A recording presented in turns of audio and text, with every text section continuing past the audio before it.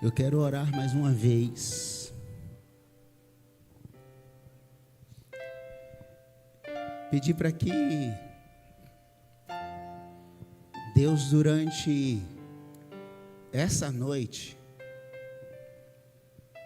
faça algo que talvez não tenha feito ainda, não porque Ele não pode, é porque talvez nós ainda não permitimos.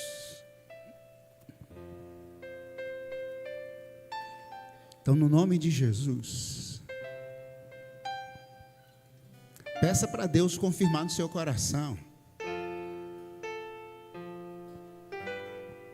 Peça para Deus abrir o seu coração. Porque você e eu falamos que tudo que temos é do Senhor.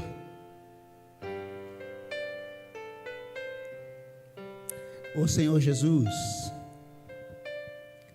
ô Deus eterno,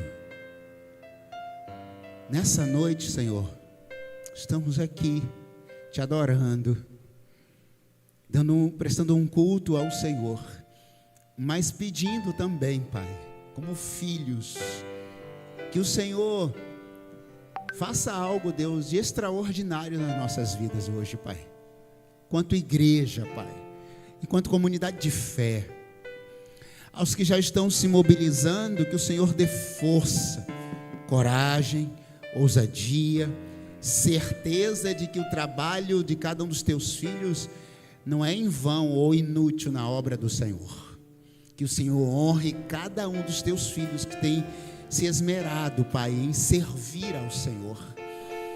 Aos que ainda não entenderam, que ainda essa noite as escamas dos seus olhos espirituais caiam no nome de Jesus.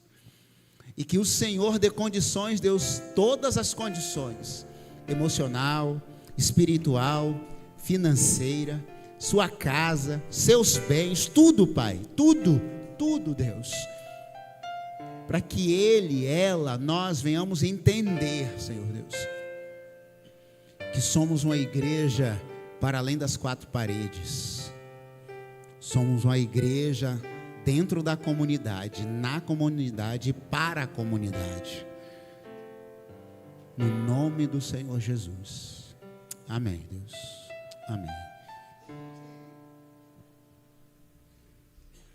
Obrigado, Senhor.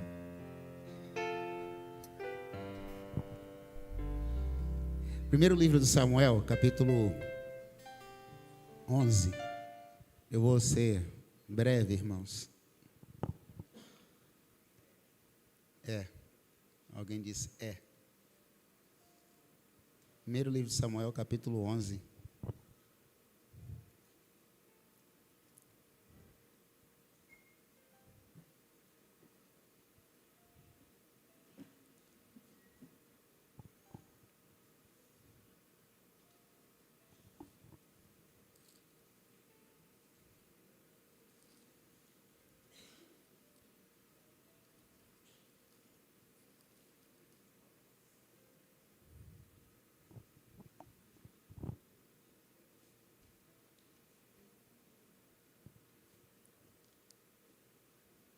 Você achou?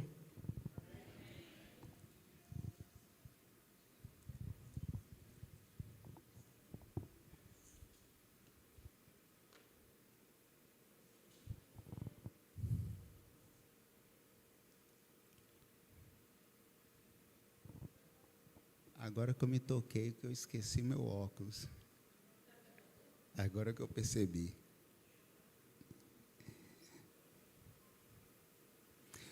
O amonita Naás avançou contra a cidade de Jabes de Gileade e a cercou. E os homens de Jabes lhes disseram: façam um tratado conosco e nós sujeitaremos a você.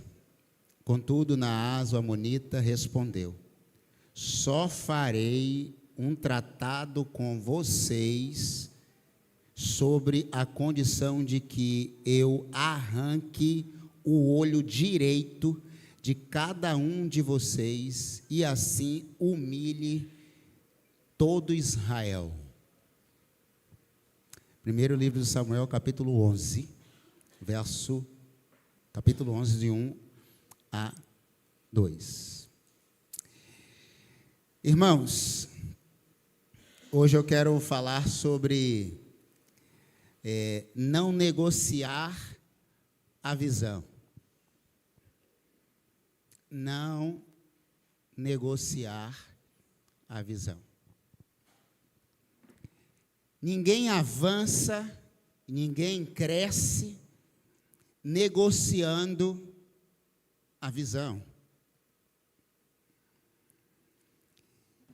E eu gostaria de citar dois filmes a título de introdução e não de indicação, especialmente um desses filmes, né, porque nenhum deles é uma linha cristã, mas serve para ilustrar aqui. Pode passar, por favor. Primeiro, esse filme, eu acho que alguns aqui já viram, o livro de Eli, e o nome, né, talvez seja intencional dentro da nossa leitura, quem foi Eli. E esse ator, ele, após uma tragédia mundial, ele protege o livro com a sua vida. Com a sua vida. E todo mundo quer esse livro. Todos querem esse livro. O final da narrativa, e aí o filme é um longa, se você não assistiu esse filme é interessante. Um pouco violento, mas como só estou falando para adultos, né, tranquilo. Quase adultos aqui, mas tudo bem. Mas ao final da narrativa, acabamos por descobrir que ele era cego. Falei o final do filme, né? Então, acabou. Porque é novo. Então, ele era cego. O que surpreendeu na época, né? Provavelmente nós estávamos assistindo ali, era essa expectativa. O que esse cara tem por proteger esse livro? Mas ele era cego. E era um livro que todos queriam acesso porque traria resposta para o mundo. Mas a cegueira dele, física, não impedia que ele protegesse o livro, ou a resposta para o mundo. Em compensação, os outros que enxergavam eram cegos.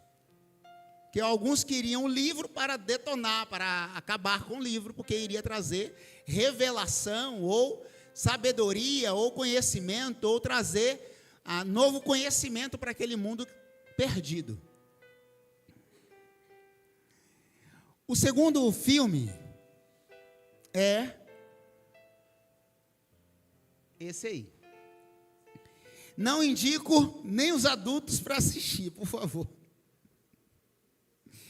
Esse filme a gente assiste quando vai falar sobre uma sociedade caótica em sociologia, como ordenar ou como trazer ordem quando há desordem. Bom, Ensaio sobre a Cegueira é um filme extraordinário, falando de uma forma social. Não é um filme cristão, tá bom? Desafiando o gigante ou algo do tipo.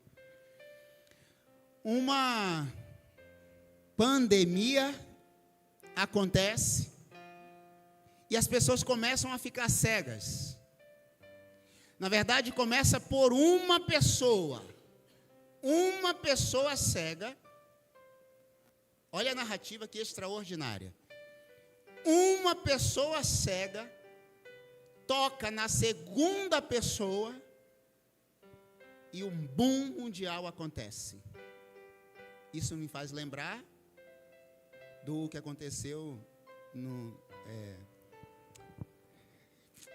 Covid.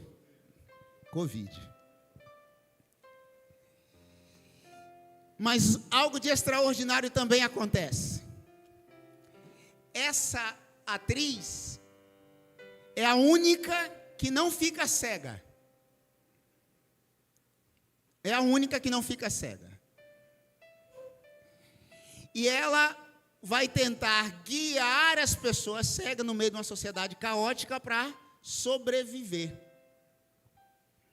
E aí, irmãos, por meio de uma pessoa sem visão, cegou uma sociedade inteira. Poderia fazer aplicações práticas sobre isso? Não precisamos de uma igreja inteira cega. Não precisamos, na verdade, né?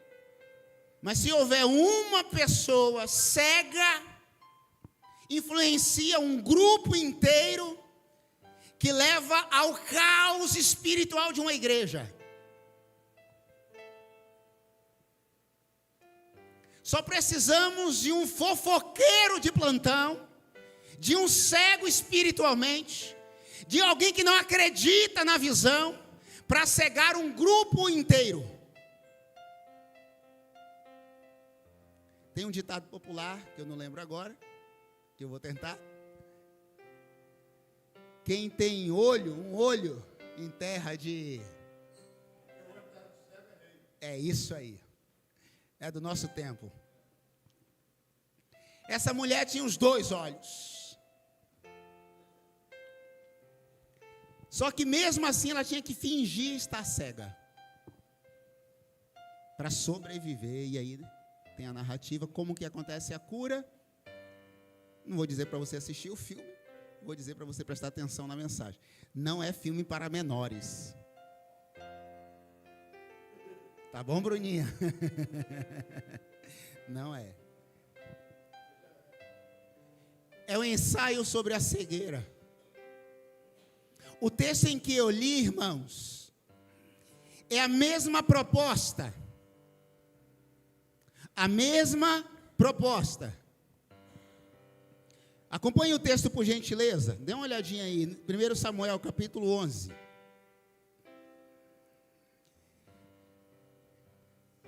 O Naamás, o amonita, Naás, ele faz uma proposta, irmãos, para Israel. E aí pode voltar a imagem, primeira, por gentileza. Verso 2. Eles tentam fazer um acordo com ele e ele dá uma condição. Verso 2. Só farei um tratado, um acordo, só posso negociar aquilo que eu tenho em vantagem de vocês, com uma condição. Se vocês permitirem que eu arranque o olho direito de cada um de vocês. Ele está falando nada mais, nada menos, com o maior exército do mundo. Exército de Israel. E ele acreditava que com essa proposta, iria ferir a visão de Deus para aquela nação. E uma vez que os soldados estivessem com o olho direito cego, a primeira imagem lá. Obrigado. Eles iriam vencer o exército de Israel. Por que o olho direito, pastor? Era o olho, eles ficavam com o escudo no lado esquerdo, e com o olho direito, eles avançavam e enxergavam, protegiam o seu lado esquerdo, e o lado direito é o lado que eles ficavam para poder avançar contra os seus inimigos. Portanto, se eles cegam todo o exército de Israel, o lado esquerdo, acabou o exército. O lado direito, acabava com o exército. O que nos leva, irmãos, a pensar que não é possível negociar uma visão. Não é possível entregar para os nossos inimigos aquilo que nós temos de melhor. O que nós temos de melhor não é o que nós achamos que a nossa capacidade intelectual. O que nós temos de melhor na nossa comunidade de fé não é o nosso louvor, não é a nossa pregação, porque a palavra é o melhor. O que nós temos de melhor é aquilo que Deus nos entregou como missão. é a visão de Deus. E ela é inegociável. Não tem como barganhar com Deus, com o pastor, com a liderança. Dá para fazer isso ou dá para fazer aquilo.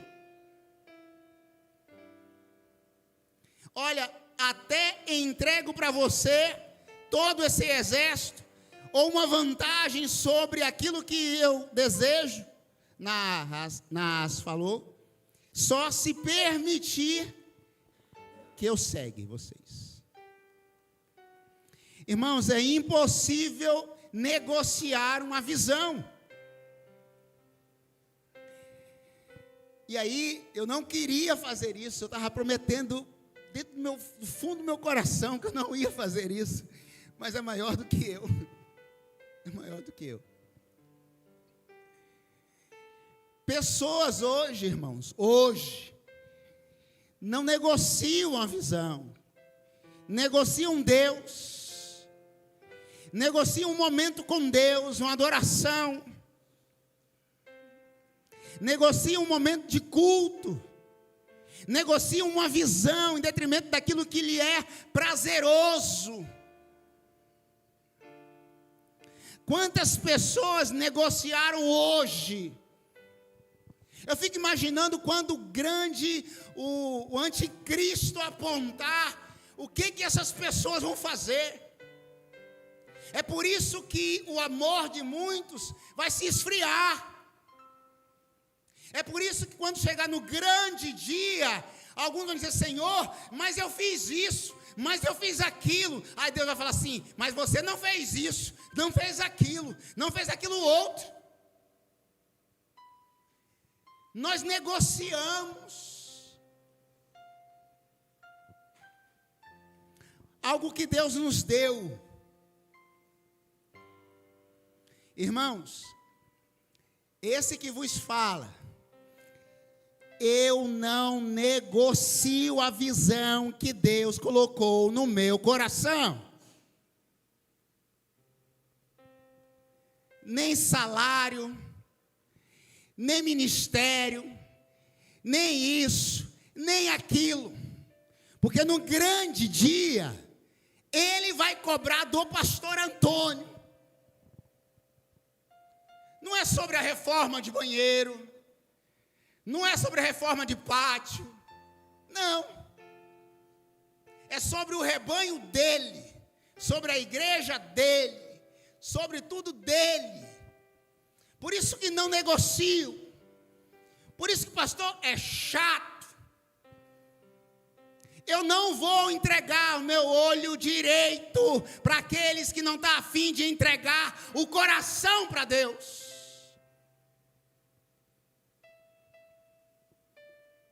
Não negocie a visão que Deus tem dado. Por alguns motivos, à luz do texto. Primeiro, para não negociar a visão, devemos discernir o que ameaça a visão. A primeira coisa, precisamos discernir o que ameaça a visão. Verso 1 e 2 diz, façam uma aliança comigo e eu pouparei a vida de vocês, mas tão somente permitam que eu arranque o olho direito de cada um. O primeiro ataque de Naas foi contra a visão. Por que ele não pediu o capitão, o chefe? Por que ele pediu justamente a visão? Não revela uma estratégia espiritual profunda. Antes de destruir o povo, o inimigo procura comparar ou ferir, melhor dizendo, a visão do povo, confundir a visão. O olho direito representava a precisão, a direção, a capacidade de combate. Sem ele, Israel continuava vivo, mas não permanecia forte. Na vida da igreja acontece da mesma forma. A visão dificilmente é perdida de uma só vez. Ela é enfraquecida pelos opressores. Ela é enfraquecida pelos grupinhos que não fazem e ficam.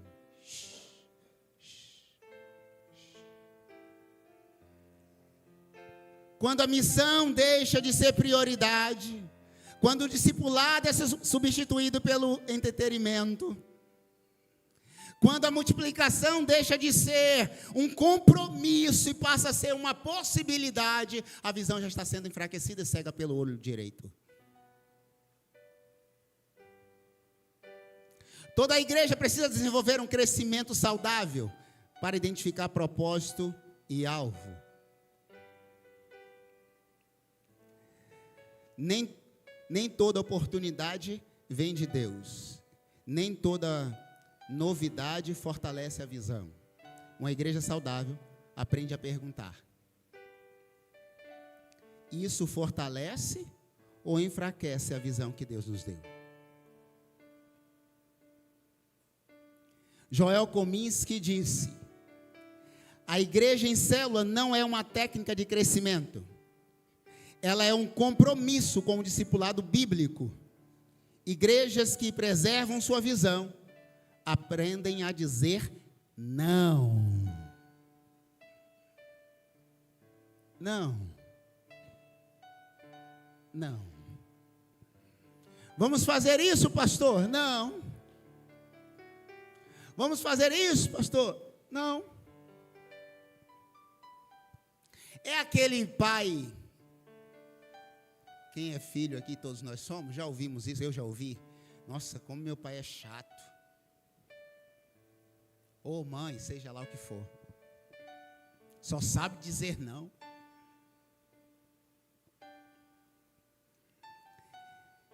Israel ouviu a proposta. E eles pediram, leiam os próximos versículos. Eu preciso de 7 dias para essa proposta. Ainda deram ouvido a essa proposta. Segundo, irmãos, para não negociar a visão, devemos permitir que o Espírito fortaleça a visão. Verso 6 diz: então o Espírito de Deus se apoderou de Saul. Veja bem, o Espírito de Deus se apoderou de Saul. Saul, irmãos, que foi escolhido pelo povo, mas ainda assim, Deus tinha propósitos grandiosos para aquela nação. Precisamos ter discernimento de espírito para a visão. A mudança da história acontece quando o Espírito Santo entra em cena. Atos capítulo 2, a igreja mudou quando ela foi tomada pelo Espírito Santo. Por isso, igreja, no nome do Senhor Jesus, Espírito Santo de Deus não é um objeto de contemplação. O Espírito Santo de Deus é uma pessoa para ser experienciada, vivida intensamente. Espírito Santo não é a terceira pessoa. É uma pessoa de Deus que se manifesta e revela a graça de Deus. Assim, para não negociar a visão, devemos permitir que o Espírito Santo fortaleça a visão. Saul foi tomado pelo Espírito de Deus. Toda visão dada por Deus exige poder de Deus para cumprir. Estratégias são importantes, planejamentos é necessário, treinamento também de liderança, mas nada substitui a ação do Espírito Santo. Mas a ação do Espírito Santo não é algo treinado, não é algo que eu vou encenar para ter. Ou tem, ou não tem. Porque nós podemos até fingir algumas coisas durante um tempo. Durante um tempo. Mas o Espírito Santo de Deus ou tem ou não tem. É a máxima. Caráter, ou você tem, ou você não tem. Independente de ser cristão ou não, caráter. Caráter não é uma condição de Cristo. Cristo forja o meu caráter. Ou você tem, ou você não tem. Então, quem eu sou na visão que Deus tem dado à minha comunidade de fé? O que o Espírito Santo ministra à minha vida? Eu sempre faço essa pergunta e vou fazer enquanto estiver ministrando aqui. Se dependesse de você, unicamente de você, da sua casa, da sua vida, do seu ministério, quem seria essa comunidade?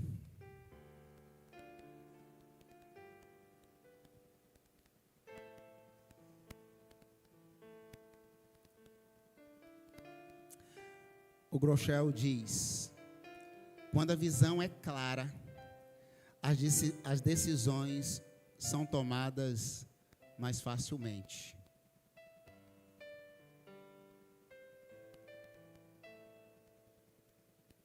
Eles pediram 7 dias, apenas 7 dias.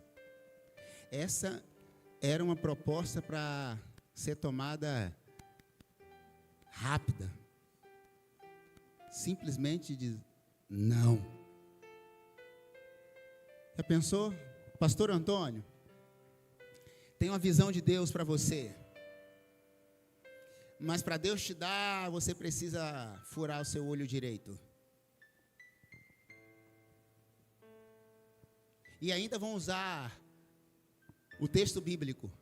É melhor entrar no reino de Deus sem um dos teus olhos do que entrar com os... Ó.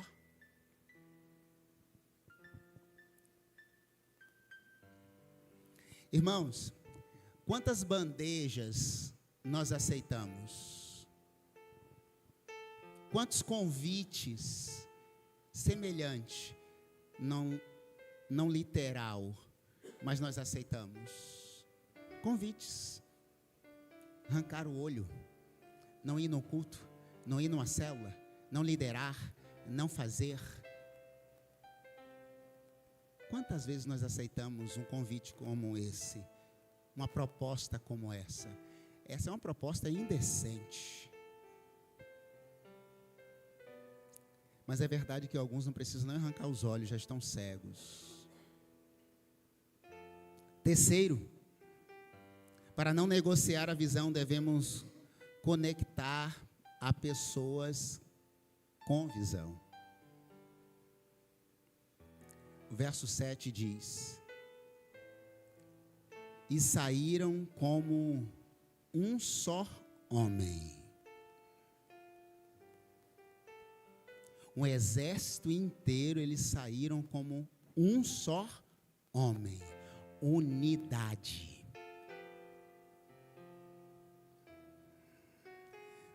Eu não negocio a visão, porque devemos estar conectados a pessoas que têm visão. E é assim, irmãos. Quando estamos conversando sobre igreja, conversamos sobre visão. Porque está mergulhado na visão.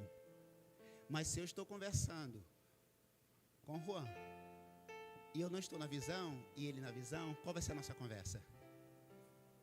Não tem conversa. Ou se eu estou na visão, e ele não está na visão, qual vai ser a conversa?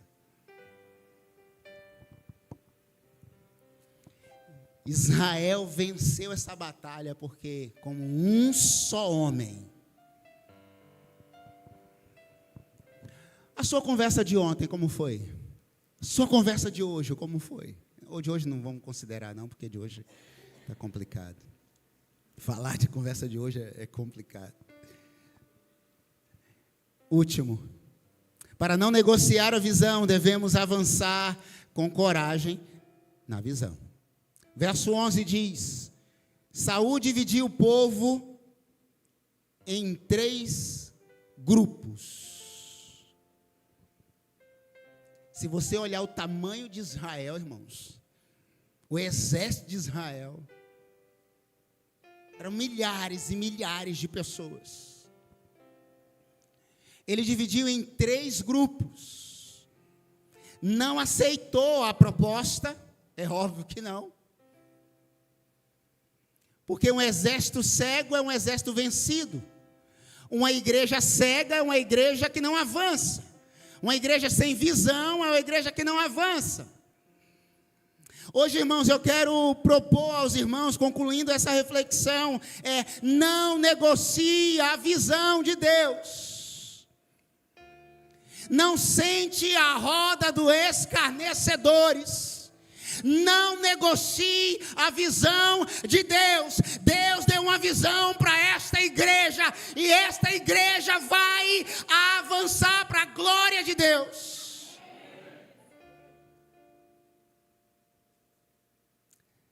Mas Ele está levantando um exército que quer servir, um exército que não negocia o olho direito, nem o olho esquerdo, nem a mão direita, nem a mão esquerda. Um exército que se levanta. Lá na Paixão nós vimos, o pastor colocou uma imagem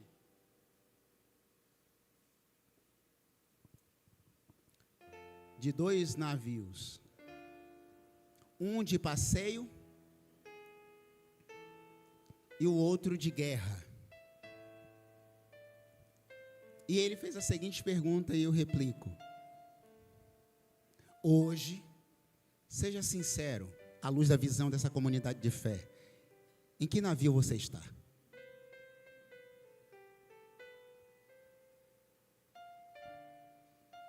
Irmãos, somos uma igreja em célula. E é inegociável. Esse pastor, quando assumiu esse ministério há 4 anos atrás, deixou isso claro. Não negocio por nada. Sempre foi assim. E sempre paguei o preço por isso.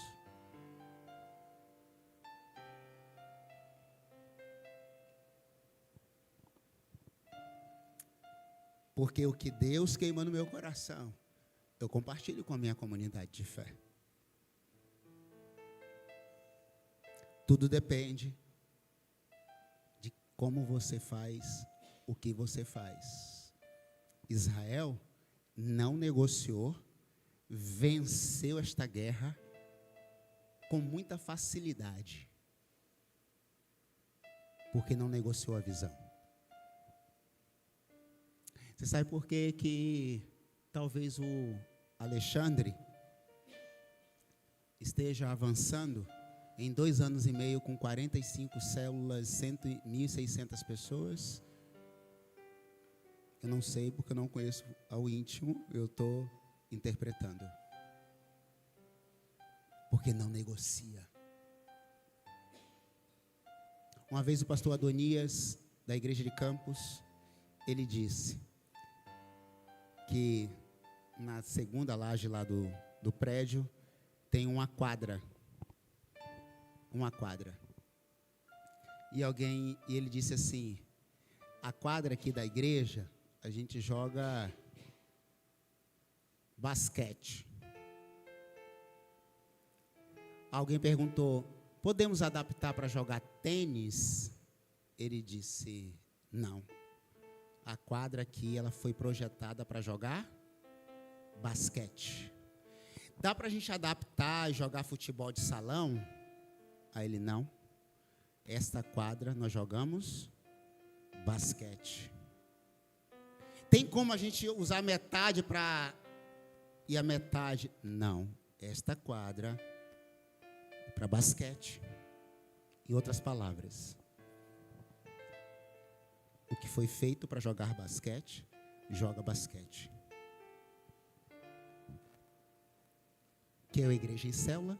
É uma igreja em célula.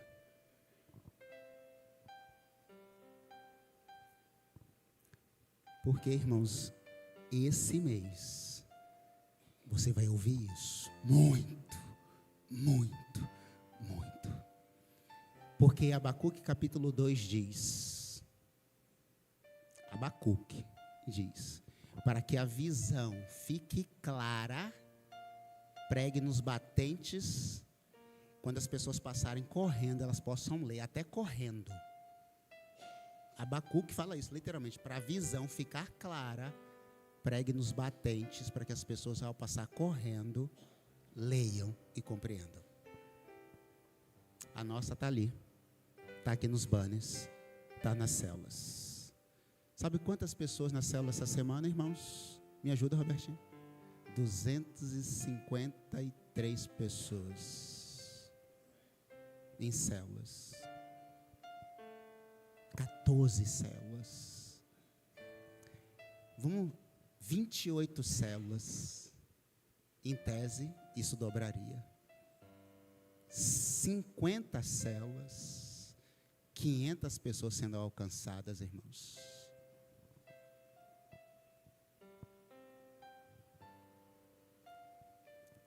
Mas só vai fazer no dia que você e eu agora vou ter, se Deus permitir, 2 células na minha casa.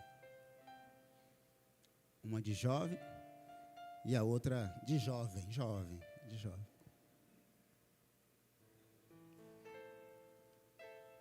Em nome de Jesus, coloquemos de pé, queridos. Nós vamos cantar as canções finais. A igreja, eu falei aqui de um ciclo de 5 anos. Em planejamento estratégico, falamos a curto, médio e longo prazo. Porque Deus também trabalha em estratégia. Deus traçou um plano, irmãos. Começo, meio e fim. Provavelmente nós estamos vivendo o fim.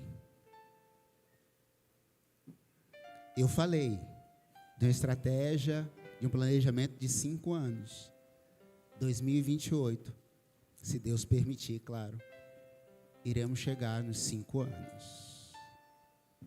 Eu tenho certeza, irmãos, certeza absoluta.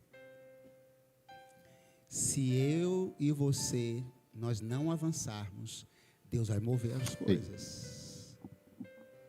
Ele já falou isso comigo, no meu coração. Porque o pastor Antônio não é um pastor estático. Não sou. Eu vim para saquear o inferno. Mas eu não quero fazer isso só, até porque eu não tenho força para fazer isso só. Eu quero multiplicar. Eu quero crescer. Quero avançar para a glória e para a honra do Senhor. Porque eu sei que bem breve passarei. Assim como o pastor Henry Bacon deixou uma linda história aqui, pastor Samuel, homens de Deus, mas eles passaram. É assim no reino de Deus. Pastor Antônio também vai passar. Mas eu quero passar juntos, crescendo para a glória do Senhor Deus. Vamos louvar ao Senhor Deus? Você tem a liberdade também de trazer os seus dízimos, suas ofertas no altar do Senhor. Logo após essa canção, vou estar orando no nome de Jesus.